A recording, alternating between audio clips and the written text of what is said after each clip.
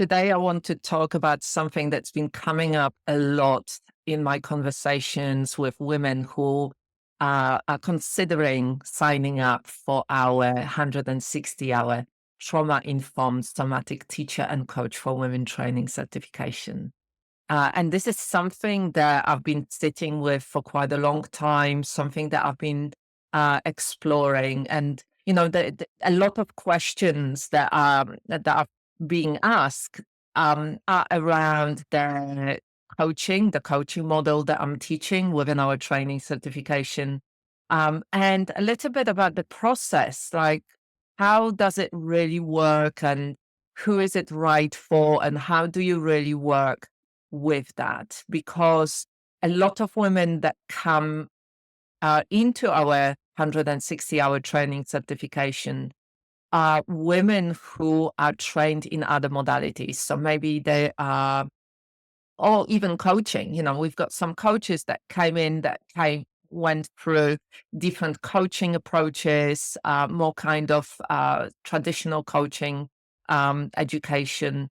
Um, but a lot of women that come from the wellness industry. You might know that about me, that I've been teaching yoga and mindfulness and then embodiment and somatics for the last 14 or 15 years.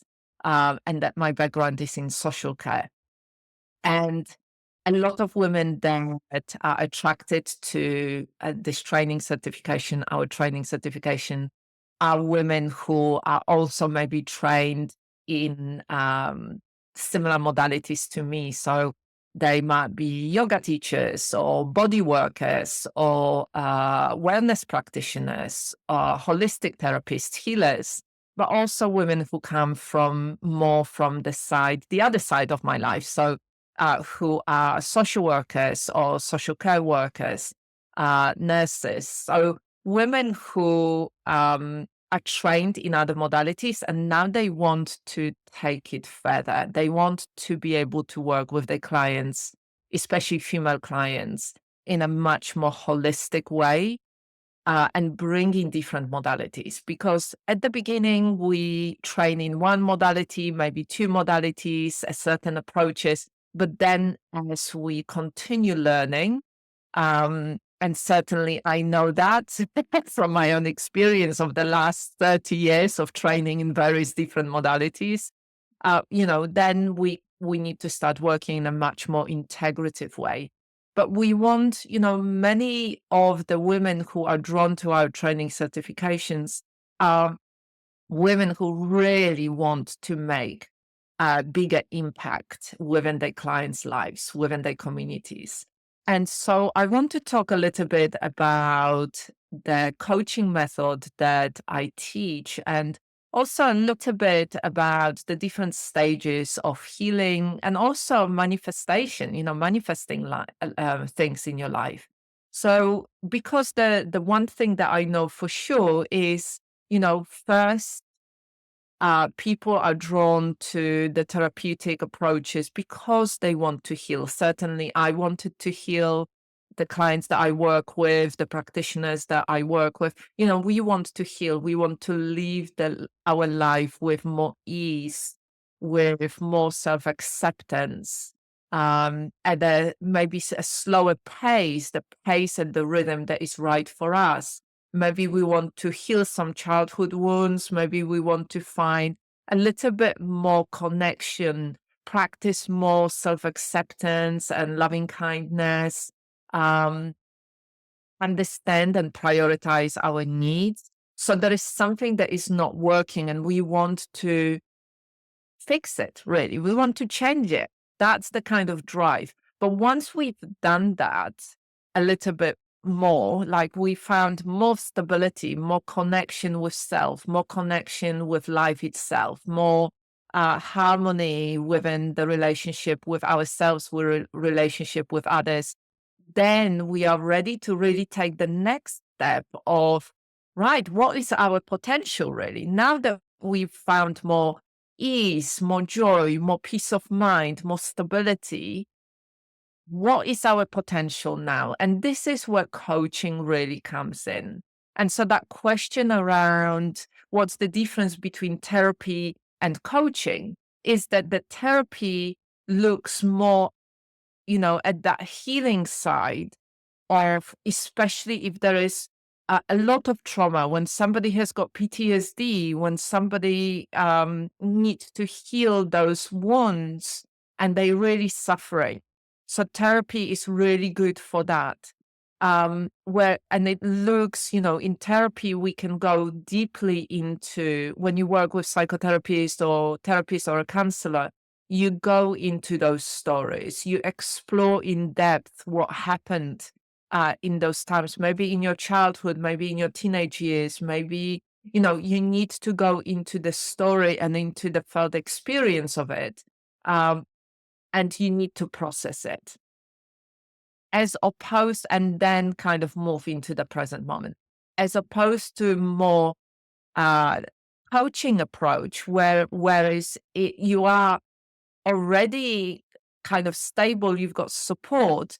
Yes, you need to change maybe a few things, maybe you need to change some habits, but it's more about the present moment, how the past impacts the present moment, and moving forward and really taking that step forward. So it is about where you are within your healing journey, within your life journey. If there is a lot of unfinished stuff and you need a lot of strong support and a lot of as I said, going through those stories and exploring what happened to you and really understand it and gain a lot of self-awareness around it, then you need more therapeutic approach. If you are ready, yes, if there is some unfinished business, because it's unfinished for all of us, we are all in the process of healing, of raising self-awareness, of changing things always. I don't know yet anybody who has done all of it and they just that's, in my view, that's what enlightenment would be. Like, everything is done, everything is finished, all the loops are closed. I'm not feeling any suffering, any kind of resentments, I'm absolutely enlightened within that. But I am yet to meet a person like that. I think within our human experience, we always are impacted by other people, by our surroundings, by what's happening within our body, by our memories, our past experiences. And so I think we are all a work in progress. And so this is the difference. It's really important to understand the difference between the therapy and the coaching. And for me, when we look at the healing journey, there is a certain path through it. And when we then look at manifesting a greater life and really stepping up and really embracing more and opening more, expanding more, there is a certain process as well. So the coaching method that I teach is called the Soma-Psyche-Soul coaching method. And it's a very holistic method. It's about really bringing those different aspects of our experience. So we've got the somatic experience, and that's about what's happening here within the body.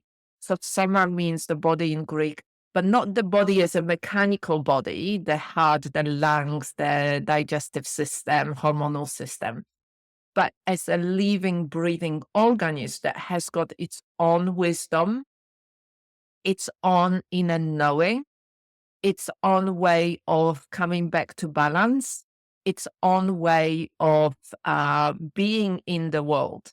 And so it's so much more than just, the different systems within us and that more mechanical body as perceived by the medical system, for example. And that includes also, the nervous system and physiology and the nervous system. And so really, we always want to start with that and to understand it fully, to understand it for ourselves and to understand it when we work as practitioners with our clients. We cannot work effectively with our clients if we don't understand how it works for us. And this is where, the self-awareness comes in. As we move through the process of going through the Soma-Psyche-Soul um, path, which is the healing path, you know, it's all about self-awareness. It's all about understanding, like, how does it work for me? What are the kind of patterns that I am repeating? Um, how am I responding automatically to life? Like, do I go into, from the nervous system in physiology pattern, do I go repeatedly into the burnout cycle? So going into the stress response, going into sympathetic activation, fight or flight. How does it manifest? And do I go more regularly towards the flight, so moving away? Do I go as a stress response? Do I go more into the fight as fighting with others? Do I fly into rage, or do I go into anxiety and live in that stress response in a constant anxiety? Or maybe within my responses, I automatically go straight past that stress response into the freeze, or maybe into the shutdown. And how does it manifest within my behavior? If I can understand it for myself, how does it feel to be in a safe enough, regulated space? What can I do to be more in that regulated, connected, grounded, compassionate, present space? If I can do that for myself as a practice of self-awareness, as a compassionate, kind practice, to really understand and unpick, if I am my first client, if I am my own research, then I am able to do it so much easier for others. Can you see that? It's like with any other modality and practice, when you come from this sense and understanding that it's actually my quality of presence, my quality of self-awareness that creates the space for the other person. If I am in a more regulated space, the moment somebody walks into the treatment room or into the online room with me, they sense it. We are like tuning forks. We impact each other all the time. If I am not working with my own presence, with my own self-awareness, with my own regulation, every time somebody comes, I'm going to be feeling all over the place because they impacted me so much. And this is one of the things that I hear so much and I experience myself. For many of us who are more highly sensitive, who are more empathic or empaths, we pick up how other people are and we sense, we know how they are. But if we do not have the tools and ways of grounding ourselves, of being fully present and taking care of ourselves in the process of working with others, we're going to be overwhelmed, exhausted, simply because we haven't learned how to take care of ourselves, how not to be overwhelmed. So this is where the burnout comes in. This is where overgiving comes in. This is where people pleasing comes in. We give to others everything, and in the process, we abandon ourselves. And when we abandon ourselves, there is nothing left for us. And so this is especially important if you are more empathic, if you are more highly sensitive, and you're working with others. This is key, absolute key and foundation of everything that you need to learn. You need to learn how to take care of yourself and your needs, how to cultivate and nourish stability in your daily life and in your work. So then you have got good quality of life as well. So then you don't give everything to your clients and then you've got nothing left for your family and your loved ones. So then your health doesn't suffer because you've overgiven so much and you become so overwhelmed and so exhausted. So, and the other part in here is also, to do this work consciously, to be able to have skills consciously of reading somebody how they present when they come in, and to know consciously what then they need and how you can work with them, not to rely on your clients and not to be triggered yourself, but to really create this safe space for somebody. And that takes us from this somatic awareness to the second kind of part of the coaching model, the psyche, and really doing this deep embodied listening work. Embodied listening for yourself, embodied listening to others, understanding the parts theory. So understanding the internal family systems theory and parts theory, to really be able to listen to yourself, to really understand your needs and how you are in the moment, and then understand how you can meet those needs in an empowered way.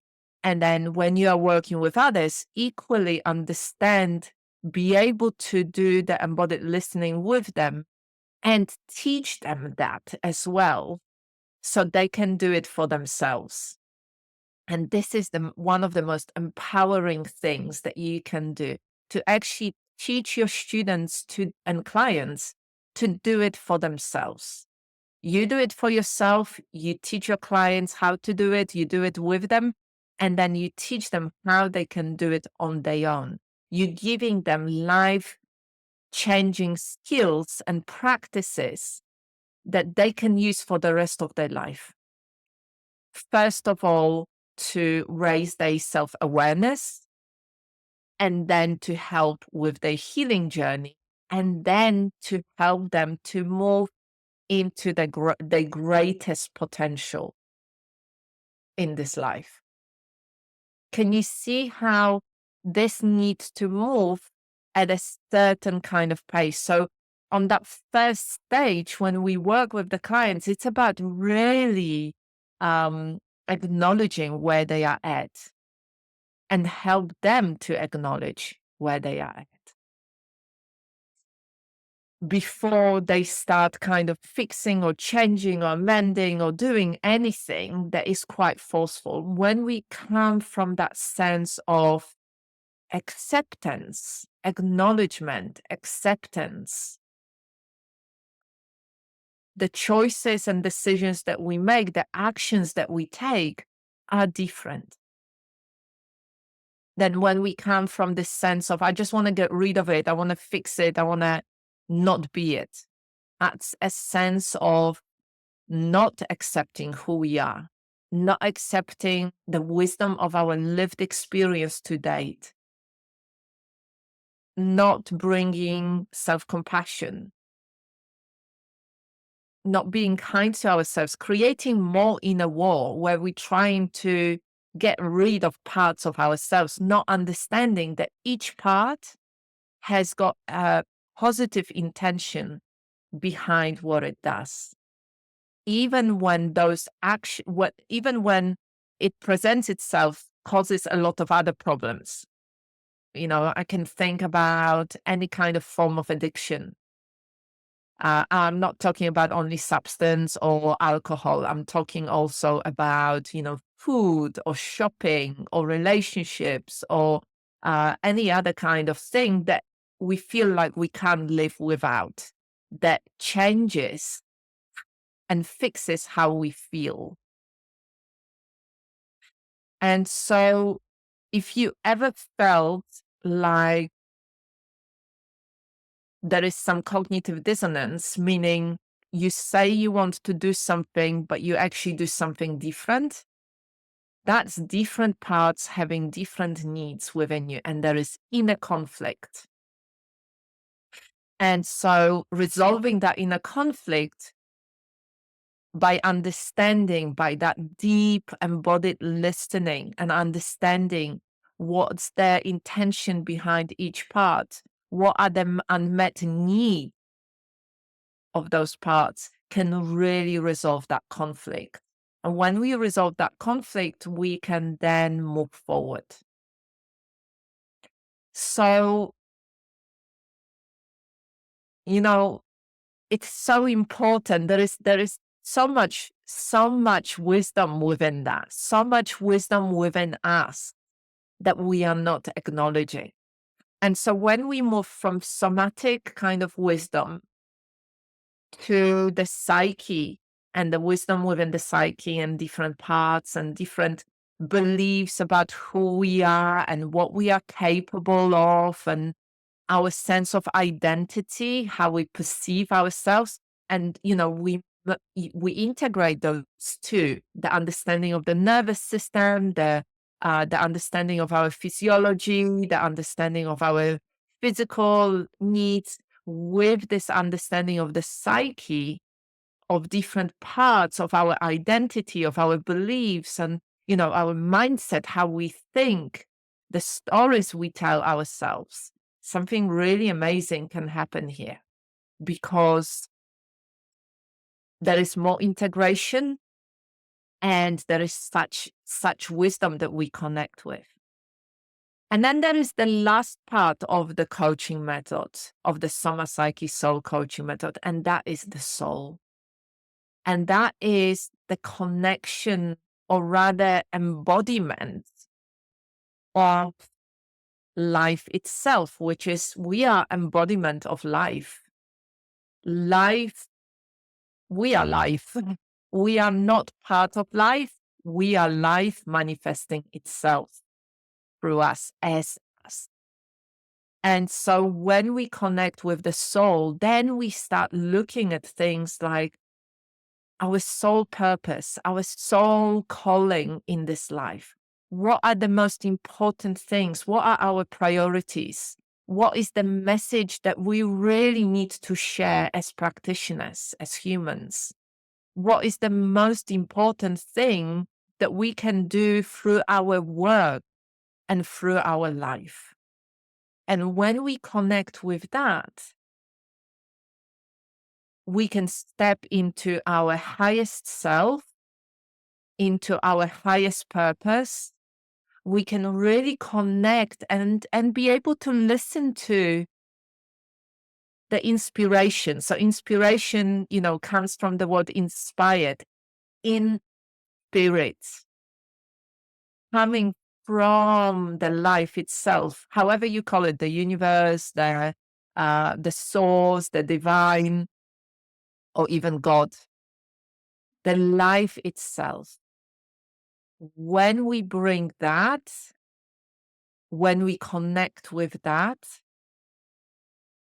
again, we perceive ourselves, we know we are a different being, a being that is life manifesting itself and the potential that we have. The challenge in here is that what I see many people do is they try to come through the soul, through the spiritual practices, without doing the other two parts of the work, without really understanding their physiology and their nervous system and their needs, without understanding different parts of themselves and their identity and their mindset. They try to come through that, through the soul. They try to connect with the greatest potential, and yet they are being dragged down by their own physiology, by their own beliefs, by their own identity, by their own reactivity. And so the healing process, like if you just skip to the soul, and I've seen so many people try to do that, you keep self-sabotaging yourself. So this is how you know that there is something that you need to pay attention to, on the soma and the psyche level. If you self-sabotage, you keep burning out, you keep crashing, you keep feeling exhausted, you've got a lot of self-doubts, then you need to pay attention to this other two parts of this other two areas of your experience. But equally, I see a lot of people doing this kind of somatic work and maybe not enough, and somatic work and soul work, but not enough around their identity, around their mindset, about the different parts and their needs and resolving the inner conflict that they feel. So one of the things that we do in our training certification is we explore those three different areas of our experience, and we see where are our strengths, which areas are we really putting a lot of work into, and we have done, and maybe healed a lot of different things, but which areas do we kind of reject, sometimes consciously, sometimes often unconsciously. And then really doing work around those areas. So we bring the harmony into the soma, psyche, and soul. So we really start embracing the fullness of our experience. And this is what we do with the clients as well. We teach them practices, we help them raise self-awareness and create different experience. So I said at the beginning that there is a kind of a path to healing. And for me, that path is really, we start with the somatic area. We learn about the nervous system, we learn about the physiology, we learn about the habits that we do as a self-care. We learn how to understand what's going on for us. We learn the somatic practices for nervous system regulation, so somatic movement, somatic meditation, and other practices. And then on that, we build the psyche. So we look at the parts work, we look at the identity, we look at the mindset, and then an embodied listening. And then we go into soul, into our calling, into our vision, into our unique expression, into expansion, into really opening ourselves to being life, our soul calling, our purpose, our greatest potential. So that's the healing journey. And then once we've done that, then we can come back into the manifesting journey, which is the journey of, this is my soul calling. This is what I want to manifest. This is what I love. This is the most important thing.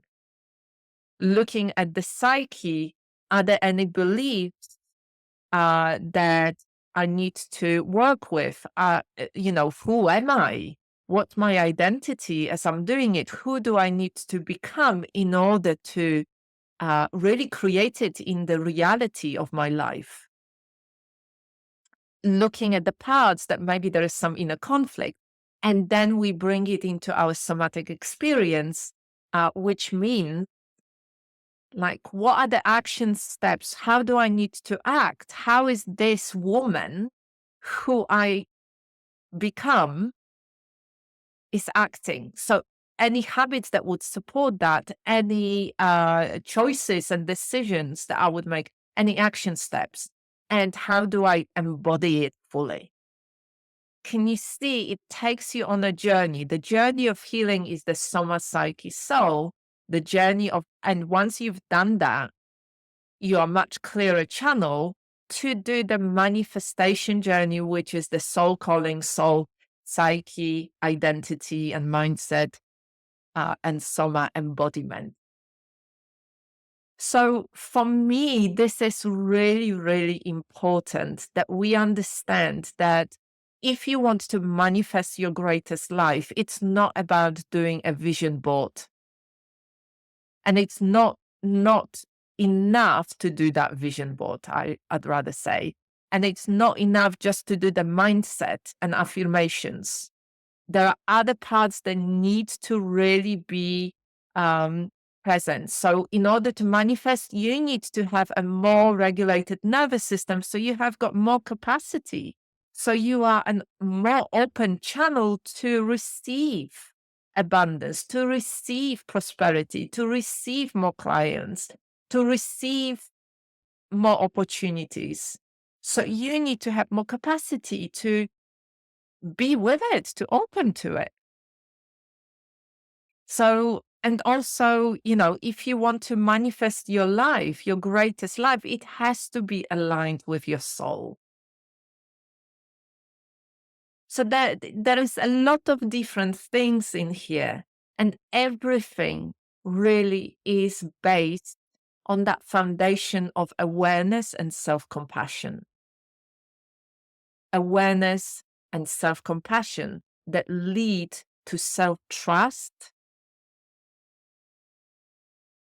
not abandoning yourself, the inside out felt experience of connection, of love, of support, and understanding that you are life manifesting itself in this life, in this moment. Therefore, your potential is here if you are a clearer channel to really receive it. Because you can ask and ask and ask, but are you able to receive it? Are you able to receive it?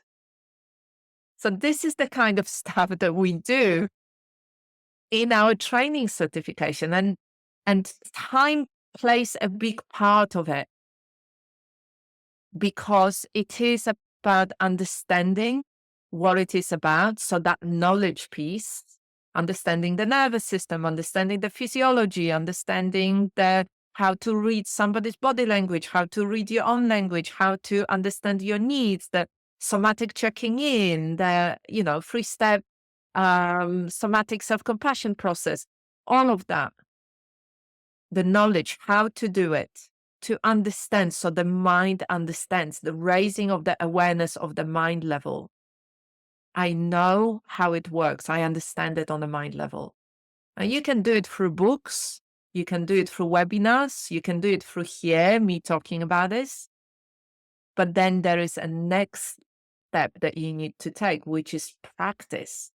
Learning the practices that help you experience it in your body. Like pendulation, like this is what it feels like in my body when I'm feeling safe enough. This is how it feels in my body when I'm not feeling safe. And alternating within that. Safe enough, not safe enough. Safe enough, not safe enough. This is how my body says yes to something, to an opportunity, to a relationship, to whatever. And this is how my body says no. This is how it says yes. This is how it says no or no more. This is how it feels when I am regulated. My nervous system is regulated. This is how my nervous system is not regulated. Can you see? We need to have those points of reference. We need to really experience it through the body, not just through the mind. So the mind needs to understand there is the theories, the concepts. This is how it works. I need to understand it through the mind. So it's a conscious process. Then there are practices that help us to really experience it through our felt experience, through our body. And we need to do it again and again and again. So it becomes very familiar. So it becomes more habitual. So it becomes really accessible to us with a lot of ease. And then it becomes an embodied experience. The time plays a big part in here. in our society of wanting to have it right here, right now, right here, right now, now, a shortcut, it doesn't work. It does not become an embodied experience, an embodied wisdom. Only with time and repetition and exploration, we raise our awareness and we integrate it within our body, our fullness of experience, and our somatic experience, the wholeness of us, the Soma-Psyche-Soul. That's what embodiment is. Awareness is here on those two other layers, on the mind level, on the practice level. That's the awareness, raising of an awareness, raising of an awareness. And then it becomes an embodied experience. Because, people talk about embodiment as if it was something different. We are always embodied. But the question in here is, what are you embodying? Are you embodying anxiety and fear? Are you embodying shutdown? Are you embodying the burnout cycle? Are you embodying frustration or rage? Are you, what are you embodying? Or are you embodying the sense of stability, the sense of presence, the sense of deep inner compassionate connection with yourself and others, a sense of curiosity, a sense of expansion? What are you embodying? And with this process and the Soma-Psyche-Soul coaching method, we can learn to embody more stability. We can learn to embody more presence. We can learn to embody love and joy and peace. And ultimately, I know that this is why we are all doing this kind of practices. This is what ultimately each one of us is searching for: love, joy, and peace. And everything else, creating this abundant life through manifestation, through richness of experience, through richness of impact, is the expression of the love, joy, and peace. So I'd like you to just check in with yourself whether you relate, whether that's something that resonates, whether that's the kind of journey and the kind of learning and process that you would find helpful for yourself, first of all, and then working with your clients. And if that's the case, I'd like to invite